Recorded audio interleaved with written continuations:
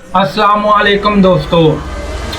पाकिस्तान के राज, वो सच जो कौम से छुपाया गया। ये दुनिया का वाहिद मुल्क है जहां एक तरफ लोग आटे, बिजली, गैस और बेरोजगार के लिए हैं और दूसरी तरफ कहा जाता है कि इस ज़मीन के नीचे अरबों डॉलर के ख़जाने दफन हैं।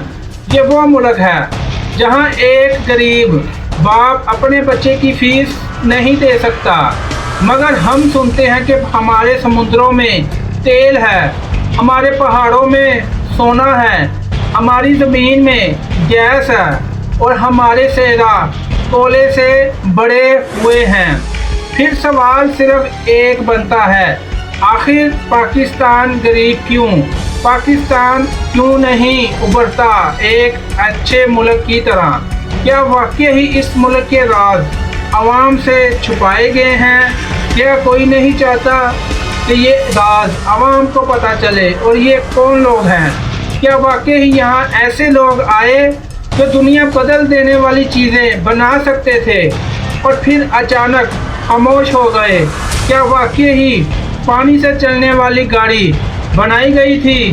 क्या वाकई ही एक शख्स ने खुद का अपना हेलीकॉप्टर बना लिया था और उसे उड़ाया भी और उसे लैंड भी किया? क्या वाकई ही आफिया सिद्दीकी डॉक्टर कोई ऐसी तहकीक कर रही थी, कोई ऐसी चीज़ बनाने वाली थी जिससे पाकिस्तान सुपर पावर बन सकता था?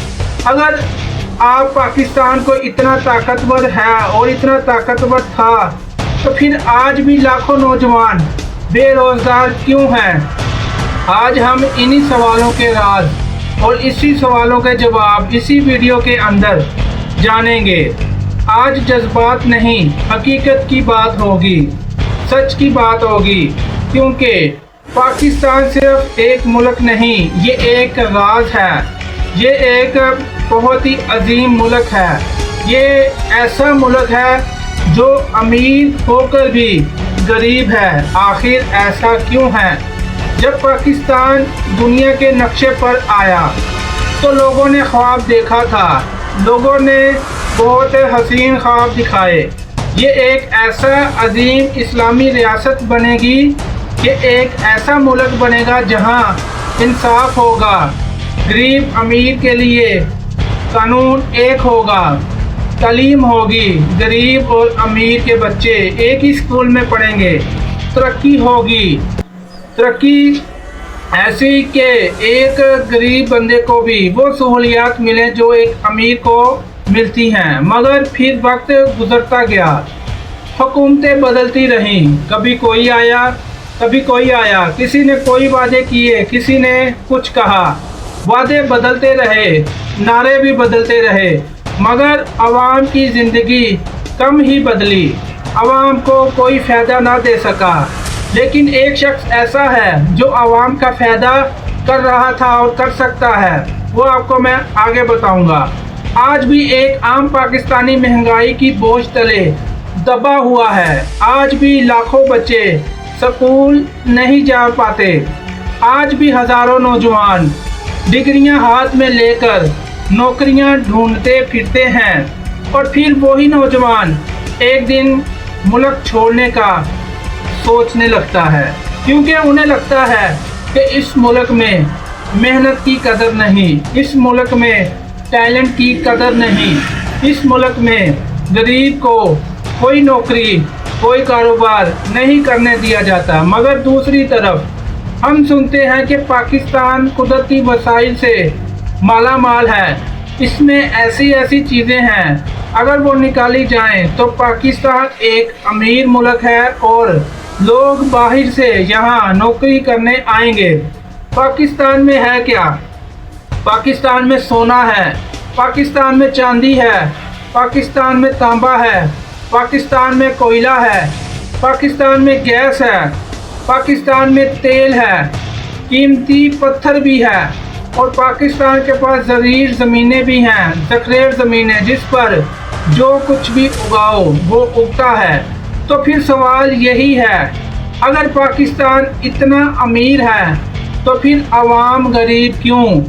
عوام کو ایک دو وقت کی روٹی اور کپڑا مکان کیوں نہیں ملتا؟ کیوں وہ اس چھوٹی سی چیز کے لیے در در ٹھوکریں کھاتے ہیں؟ پاکستان کے نیچے دفن خزانے۔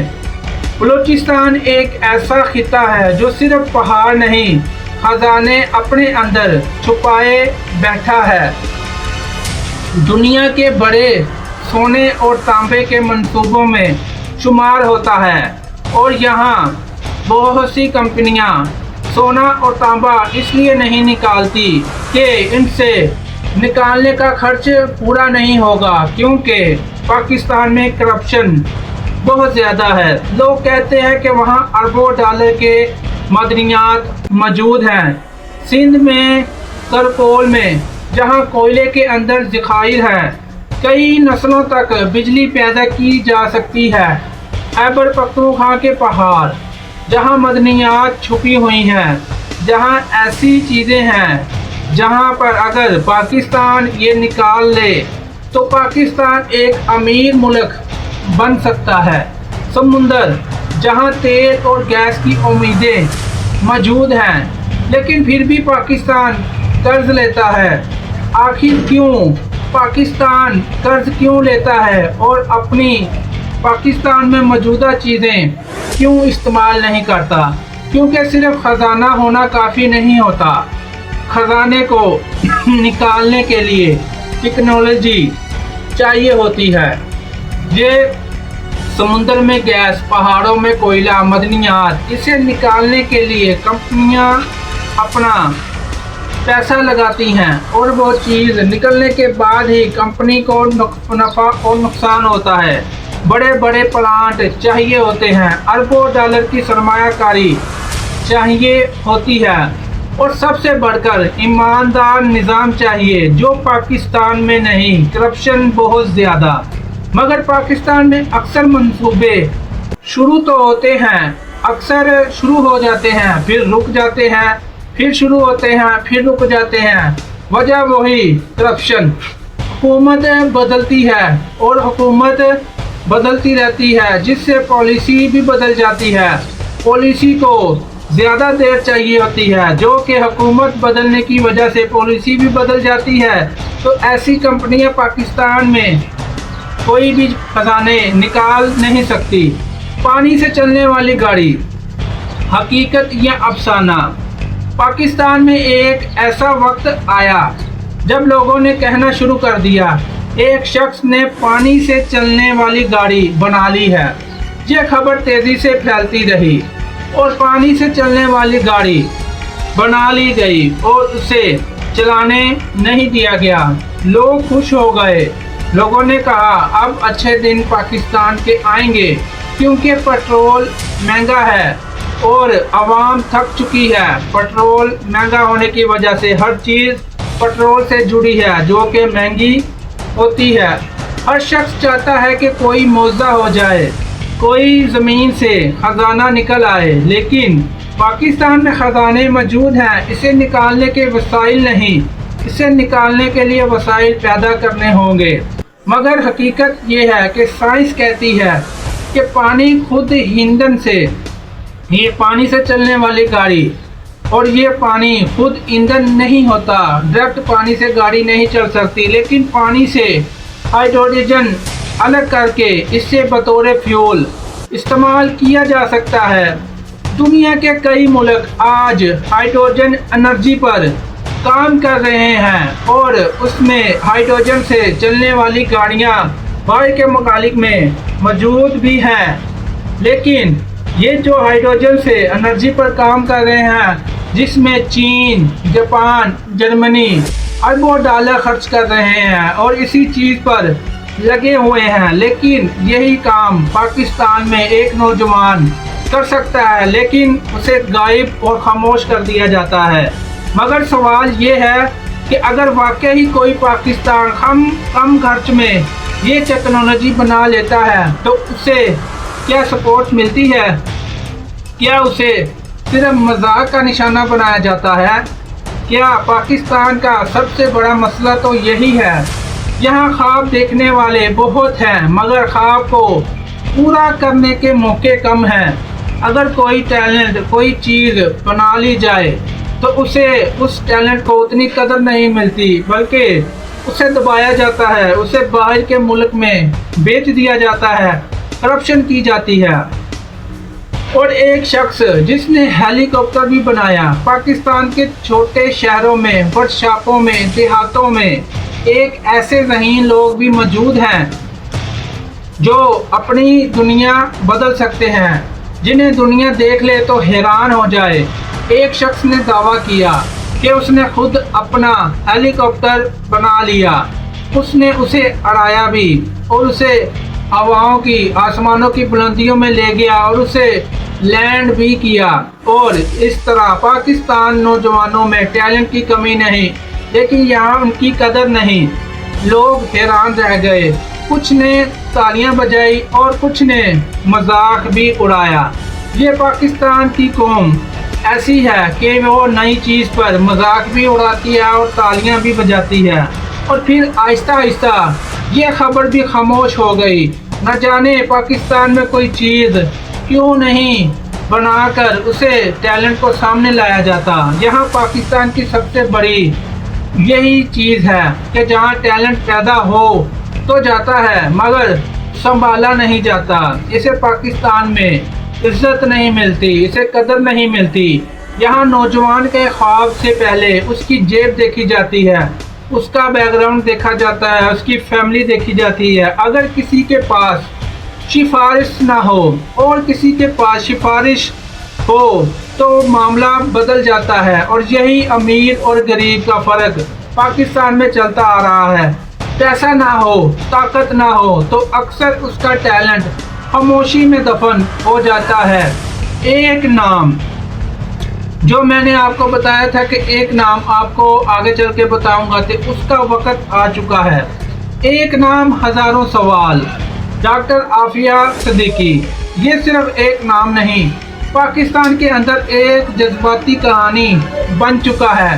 کچھ لوگ انہیں بے گناہ سمجھتے ہیں اور کچھ لوگ ان پر لگے ہوئے الزامات کو درست بھی مانتے ہیں۔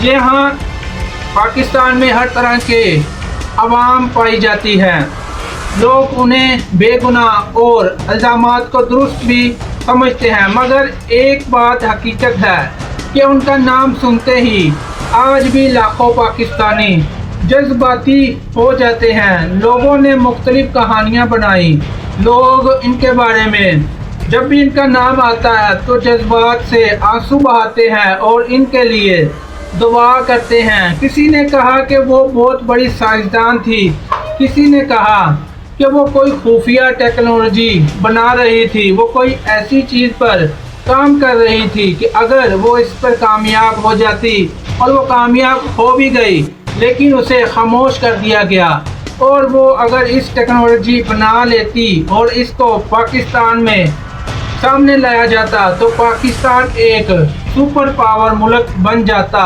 لیکن حقیقت آپ کے سامنے ہے، یہاں کرپشن ایک چیز کو باہر کے ملک میں صرف پیسے کی خاطر بیچ دیا جاتا ہے، مگر حقیقت یہی ہے۔ ان دعووں کا کوئی ثبوت بھی موجود نہیں۔ ہاں، یہ ضرور سچ ہے کہ پاکستان میں اپنے بہت سے ذہین لوگوں کو سنبھالنے کی بجائے کھو دیا ہے۔ اور تیل کا خواب، عمران خان۔ اب آئے گی اصل کہانی میں ٹویسٹ کہ عمران خان تیل کا خواب۔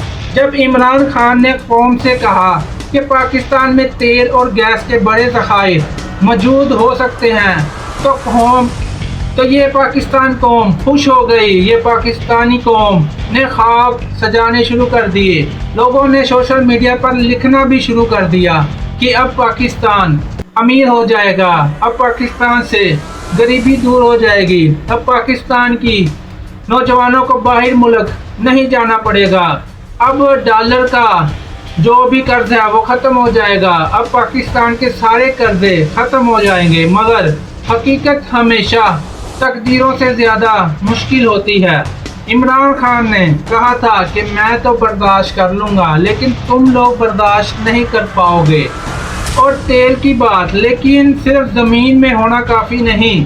اصل سوال یہ ہوتا ہے क्या वो तेल इतनी मिकदार में मौजूद है कि अगर उसे निकाला जाए तो उसे निकालने वाली कंपनी का खर्च पूरा हो जाए और बाकी तेल उसमें से निकलता रहे कि काफ़ी मिकदार में ज़मीन में तेल मौजूद हो। दुनिया की बड़ी कंपनियां अरबों डॉलर लगाकर खुदाई करती हैं, कई बार कुछ नहीं निकलता और कुछ ना निकलने का मतलब कि सारा पैसा ज़ाया। कई बार इतना कम निकलता है कि खर्च भी पूरा नहीं होता, मगर पाकिस्तानी कौम हर बार उम्मीद लगा लेती है, हर बार अपने ख्वाब सजा लेती है, क्योंकि इस कौम को बरसों से उम्मीद पर ही जिंदा रखा गया है।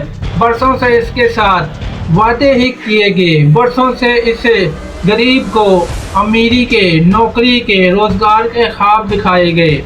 पाकिस्तान बरसों से उम्मीद में ही जिंदा है और उम्मीदों से ही जिंदा रखा गया है। पाकिस्तान सुपर पावर क्यों नहीं बना?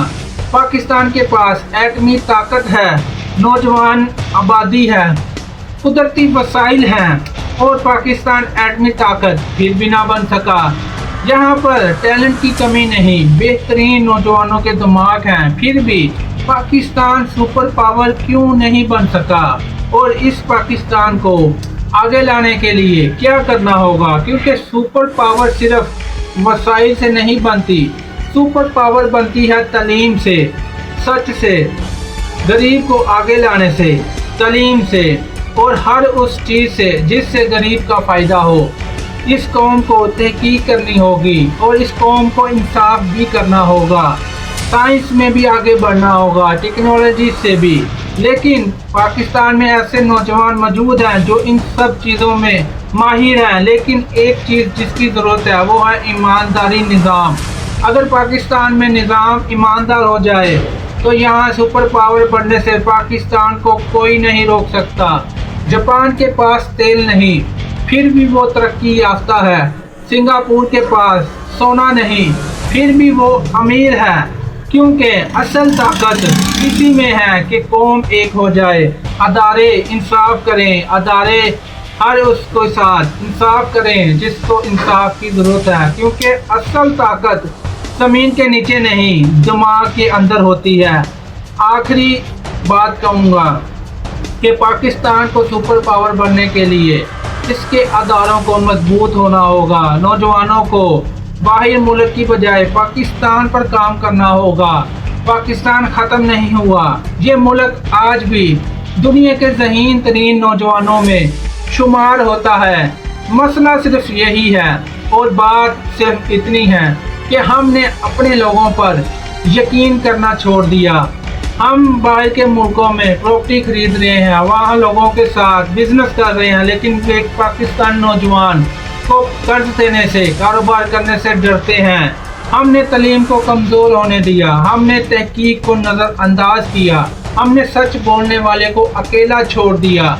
यही वो चीज़ है कि अगर इस पाकिस्तानी कौम सच के साथ हो तो अदारे भी सच का साथ देंगे। लेकिन अफसोस, मगर अगर यही कौम इल्म, मेहनत और इत्तेहाद को अपना मकसद बना ले तो शायद एक दिन दुनिया पाकिस्तान को सिर्फ एक गरीब मुल्क के तौर पर नहीं बल्कि एक ताकत के तौर पर देखेगी।